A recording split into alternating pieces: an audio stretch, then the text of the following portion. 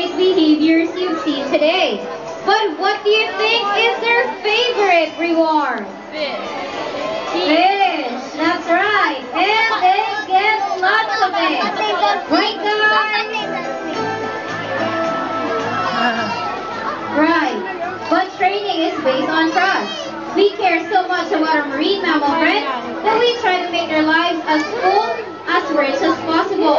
Cetaceans are highly social animals, and they live in family groups a lot like you and I. So here at Ocean Adventure, we have created a very special family of dolphins.